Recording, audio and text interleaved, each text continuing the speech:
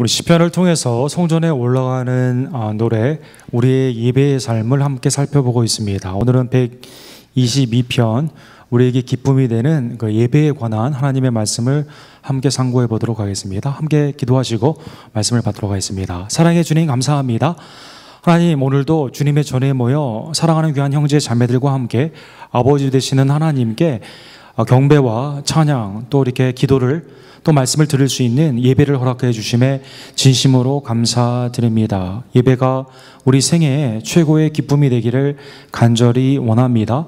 우리를 사랑하여 주시고 또 그리스도를 통해 구속하여 주시며 성령님을 통해 인도하여 주시는 삼위일체 하나님께 늘 기쁨과 감사함으로 헌신하는 하나님의 귀한 종들 될 수 있도록 주여 역사하여 주시옵소서. 말씀 가운데 성령님께서 역사하실 줄 믿사오며 예수 그리스도의 이름으로 간절히 기도드립니다. 아멘. 지난 한 주간은 그 세계가 9월 11일 September 11의 그 기념적인 그러한 테러의 사건을 기억하며 평화가 도래하기를 원했지만 그러나 굉장히 격동하는 많은 사건과 사고가 있었던 한 주간이었습니다. 왼쪽에 그 이집트의 시위에서 나와 있는 것처럼 미국의 국기를 태우고 이렇게 그 위를 밟고 지나가는 그 반미의 감정들이 한 영화와 또 그 극보수의 그 목사님들의 반모슬렘적인 코멘트로 말미암아 대사가 죽고 또 여러 크리스천들이 박해를 받는 그러한 일로 표출이 되고 있는 것입니다. 냉전의 시대가 끝나면서 세계의 국제 질서가 평화로운 시대가 올 것을 예상했지만 그러나 지금은 공산주의가 무너져가고 또 거의 모든 나라가 자본주의를 취하고 있는 이때에 생각지도 않았던 여러 가지 사건과 사고들을 통해서 세계는 지금 요동치고 있는 것입니다.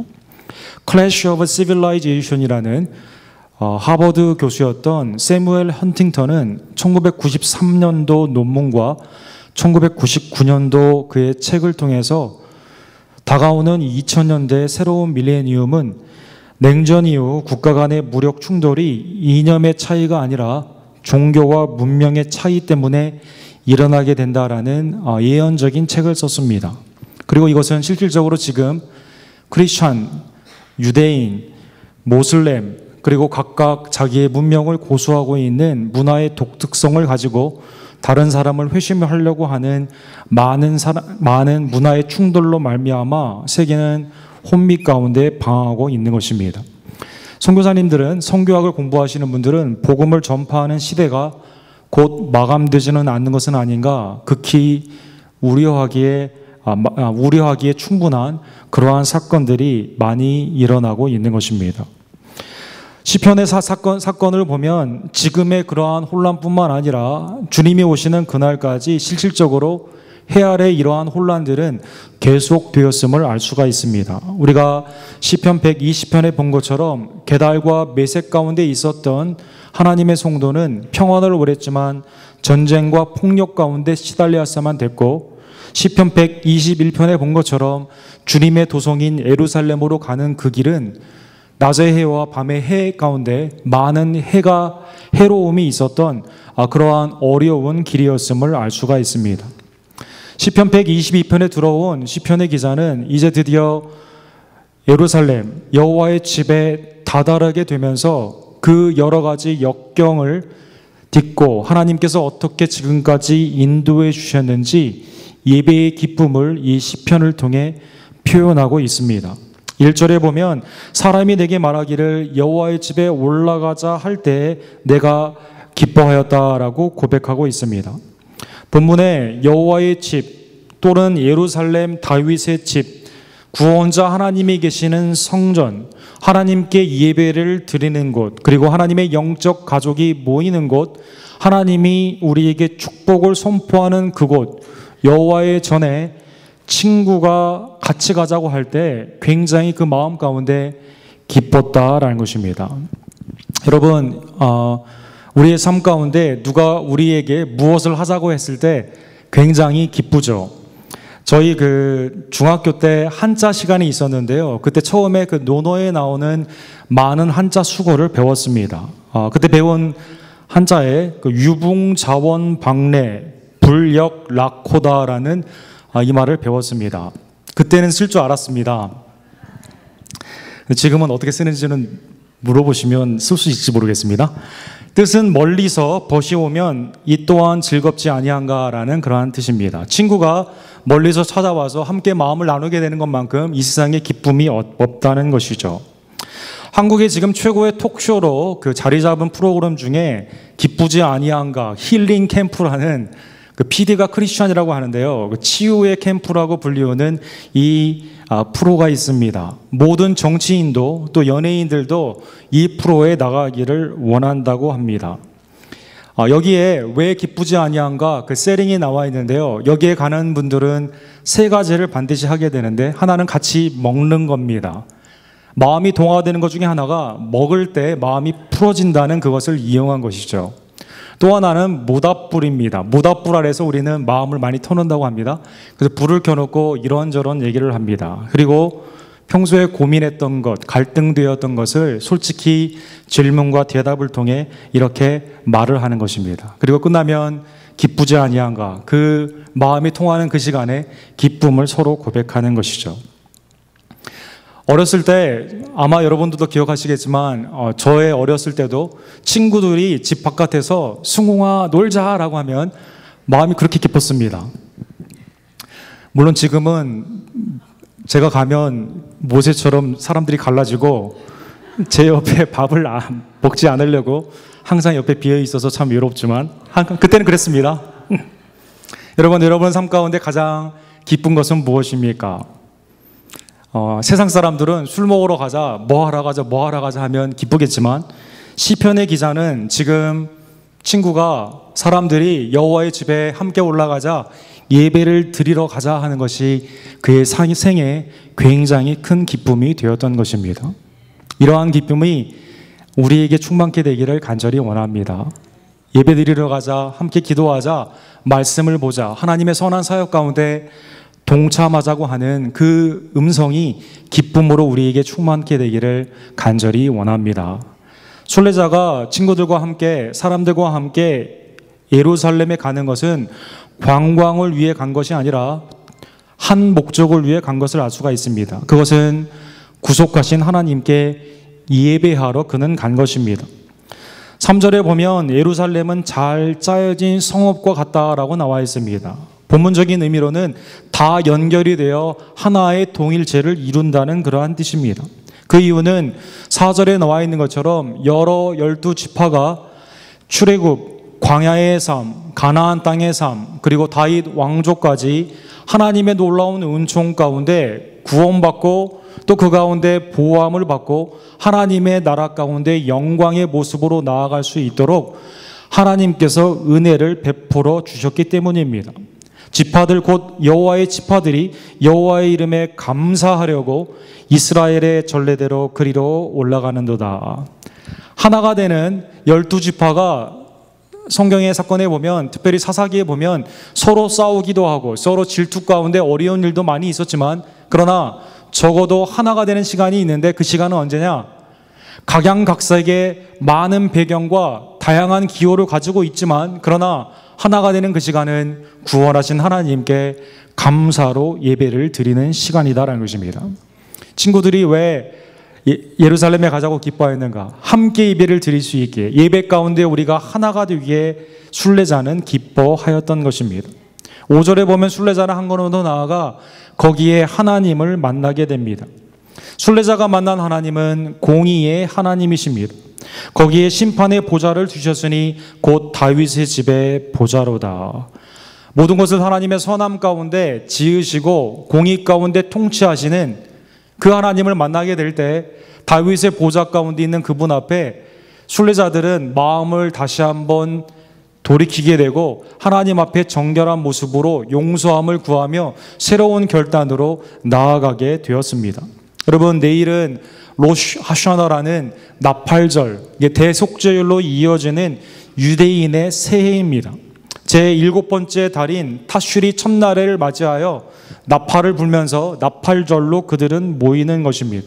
오늘 석양이 이제 지게 되면 랍비를 통해 세계 곳곳에 흩어져 있던 유대인들이 함께 모여서 무엇을 준비합니까? 주님의 심판을 준비하며 새해를 맞이하는 그때 옛 것을 다시 한번 회개하고 새로운 은혜를 다시 한번 간구하는 심판주 앞에 자기의 삶을 되돌아보는 시간이 곧 나팔절이었던 것입니다. 나팔절뿐만 아니라 예루살렘에 모이는 예배 가운데 모이는 모든 성도들이 주님의 그 공의, 주님의 그 거룩하심 앞에 자기를 비춰보아 회개하고 주님 앞에 죄의 용서를 구하는 그 시간이 곧 성전에 모여 예배를 하는 그 시간이었던 것입니다. 순례자는 예루살렘에 가는 게 너무 기뻐요. 주님을 만나는, 구원주 하나님을 만나는 시간이기 때문입니다. 동시에 그분은 심판주이기에 나의 삶을 다시 한번 돌이켜보는 그러한 시간이기에 그는 예루살렘에 가기를 원했던 것입니다. 예루살렘에 간 사람들은 하나님이 축복을 해주십니다. 6절과 7절에 보니까 예루살렘을 위하여 평안을 구하라. 예루살렘을 사랑하는 자는 형통하리로다. 내 성 안에는 평안이 있고 내 궁중에는 형통함이 있을지어다. 쉘라라는 형통이라는 단어가 두 번이나 나와 있습니다. 예루살렘을 사랑하는 자, 지역적인 걸 의미하는 게 아니죠. 여호와의 집, 즉 하나님의 전을 사모하고 사랑하는 자에게는 하나님께서 이 형통의 은혜를 주신다라는 것입니다. 우리는 형통이라는 단어를 굉장히 좋아합니다. 마치 세상 사람들이 복이라는 단어를 좋아하는 것과 동일한 개념으로 우리는 좋아할 때가 많이 있습니다. 그러나 성경에 나오는 형통은 나의 재물이 늘어나고 내 뜻대로 나의 정욕대로 모든 것이 채워진다는 그런 뜻이 아니라 하나님의 평강이 주님 안에서 나의 삶 가운데 넘친다라는 뜻입니다. 주님의 뜻이 나의 삶으로 구속의 역사 가운데 쓰여지는 요셉의 삶이 형통하게 되었는데 주님의 뜻이 나에게 이루어진다는 뜻입니다. 그리고 나의 삶을 통해 아브라함을 통해 요셉을 통해 시편 기자와 수많은 하나님의 종을 통해 그렇게 된 것처럼 축복의 통로로 다른 사람의 축복의 그 통로로서 역할을 한다는 뜻이 형통함이다라는 뜻인 것입니다. 여호와를 사랑하고 하나님의 전을 사랑하는 자에게는 이러한 주님 안에서 평강과 안식, 주님의 뜻이 그의 삶 가운데 이루어집니다. 다른 사람에게 복음의 하나님의 사랑의 통로가 된다라는 것입니다. 축복의 통로가 된 이 순례자는요, 8절과 9절에 보면 이제 중보기도를 하나님께 올리고 있습니다. 내가 내 형제와 친구를 위하여 이제 말하리니 내 가운데 평안이 있을지어다. 여호와 우리 하나님 집을 위하여 내가 너를 위하여 복을 구하리로다 라고 말씀하고 있습니다. 주님을 만난 자, 살아계신 하나님의 구속의 은총에 기쁨으로 감사하며 예배드린 자, 주님의 심판 앞에 자기의 삶을 회개하며 다시 헌신하는 자, 그리고 주님의 놀라우신 형통의 은혜를 받은 자가 즉각적으로 나타나는 반응이 축복의 통로가 되어 하나님의 도성 예루살렘을 위해, 오늘날로 말하면 교회를 위해, 그리고 성도들을 위해 중보기도로 나아가는 것입니다. 다니엘은 6장 10절에 보면은요, 그가 비록 바빌론으로 끌려가 있었지만 예루살렘을 향해 늘 3번이나 기도한 것을 볼 수가 있습니다. 예루살렘을 향해 기도하는 이것이 그에게 핍박이 되었지만 그러나 믿음을 지키면서 믿음의 절개를 꺾지 않고 하나님 중심으로 살아가는 다니엘에게 형통의 역사, 구속사에 크게 쓰임을 받는 형통의 역사가 있게 되었다라는 것입니다. 사랑하는 성도 여러분, 시편 120편, 이스라엘의 순례자의 그러한 노래들이 그의 예배의 삶의 중심이 되는 그러한 고백들이 우리의 고백이 되기를 간절히 원합니다. 이러한 시편 120편의 고백이 오늘날 우리의 고백이 될 수 있는 것은 사실 우리를 대신하여 예루살렘에 올라가신 예수 그리스도 때문입니다. 예수님은 복음서에 보면 그의 부모님의 그 전례를 따라 해마다 절기 때에 예루살렘에 올라가셨다라고 나와 있습니다. 그는 마지막으로 그의 생애 가운데 유월절을 맞이하여 예루살렘에 올라가십니다. 예수님이 예루살렘에 올라가신 목적은 무엇이었을까요? 모든 것이 그로 말미암아 그를 위해 창조되었기 때문에, 또 심판주 되시는 그분이 다윗의 보좌에 앉기 위해 예루살렘에 갔다면 상식적으로 다 이해가 되는 것입니다. 그런데 은혜는 상식을 뛰어넘습니다. 예수님은 예루살렘에 올라가신 그 이유가 십자가에 못 박혀 죽기 위해 대속의 죽음을 알면서도 예루살렘에 올라가신 것입니다. 마가복음에 보면 10장 33절에 이렇게 말하고 있습니다. 보라, 우리가 예루살렘에 올라가노니 인자가 대제사장들과 서기관들에게 넘겨짐에 그들이 죽이기로 결의하고 이방인들에게 넘겨주겠고 그들은 능욕하며 침뱉으며 책찍질하고 죽일 것이나 그는 3일 만에 살아나리라 하시니라. 주님은 예루살렘에 어떠한 고난이 기다리고 있는지, 예루살렘에 어떠한 죽음이 기다리고 있는지 그는 너무나 잘 알고 계셨습니다. 하늘 보좌에 계신 그분이 그럼에도 불구하고 이 땅에 오셨습니다. 그리고 예루살렘에 우리를 대신하여 우리를 위해 그곳에 올라가신 것입니다. 그리고 그는 십자가에 그의 생애를 하나님께 드려주셨습니다. 그리고 3일 만에 우리를 위해 부활하여 주신 것입니다. 18세기에 미국 First Awakening 대각성 부흥운동의 주역이었던 조나단 에드워드 목사님은 Excellency of Christ라는 그리스도의 탁월성이라는 그의 설교에서 이렇게 그 은혜를 표현하고 있습니다. 은혜란 무엇이냐? 무한히 높으신 그 하나님, 예수 그리스도, 하늘 보좌에 계신 그분이요, 무한히 낮은 그곳, 가장 치욕스럽고 경멸스럽고 죄인인 우리들의 그 자리에 내려오신 것이다 라고 말하고 있는 것입니다.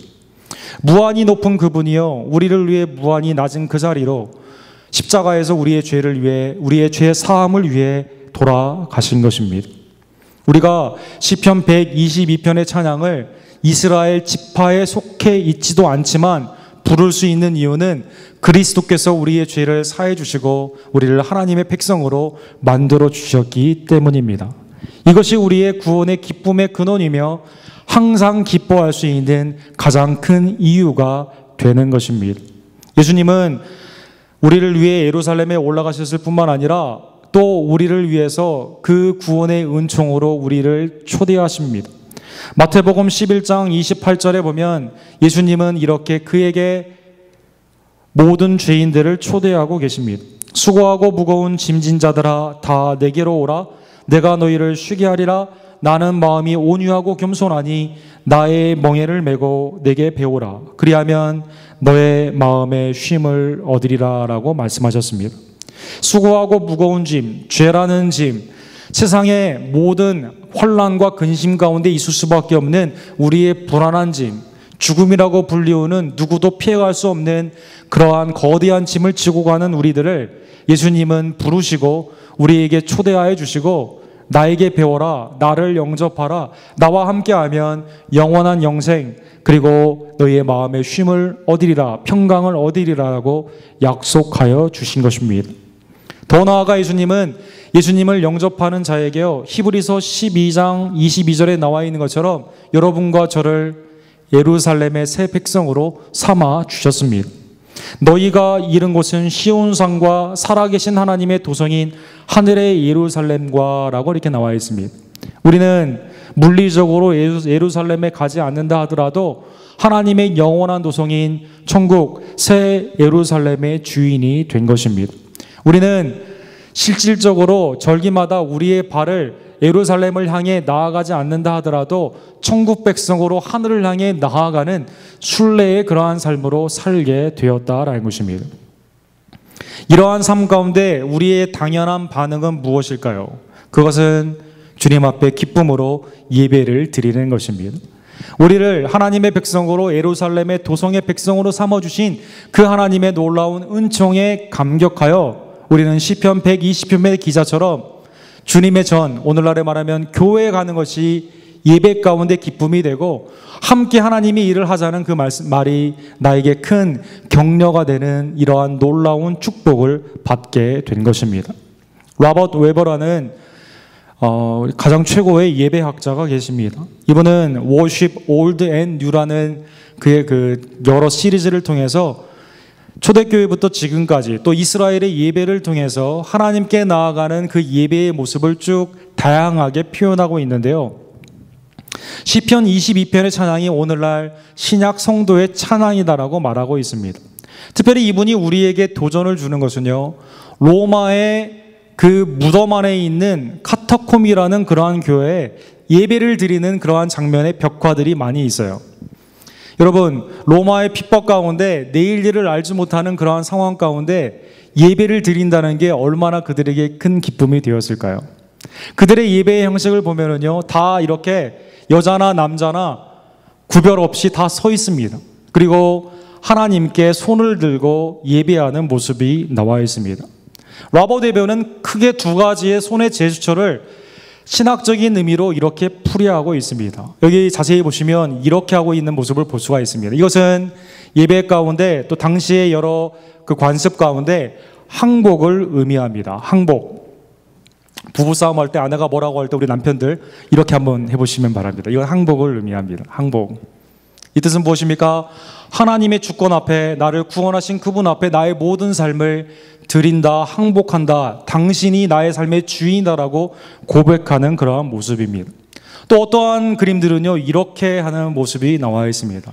이것은 무엇일까요? 하나님, 내가 주님의 은혜 없이는 살 수 없는데 은혜를 저에게 주십시오라는 그러한 제스처라고 합니다.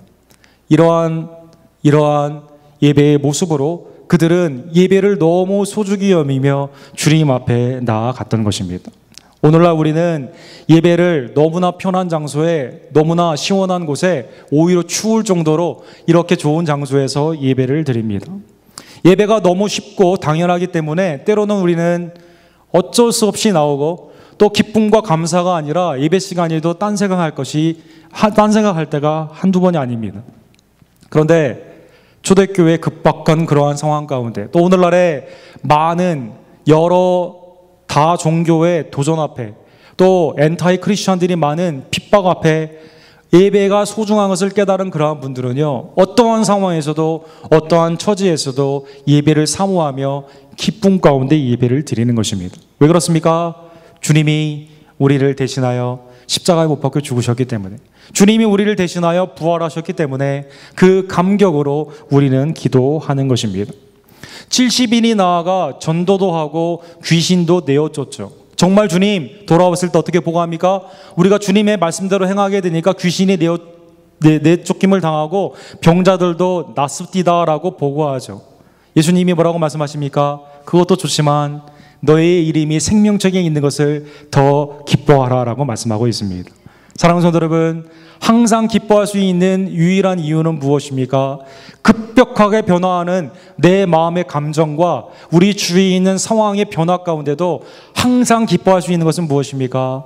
주님이 우리를 대신하여 예루살렘에 올라가셨다는 것입니다.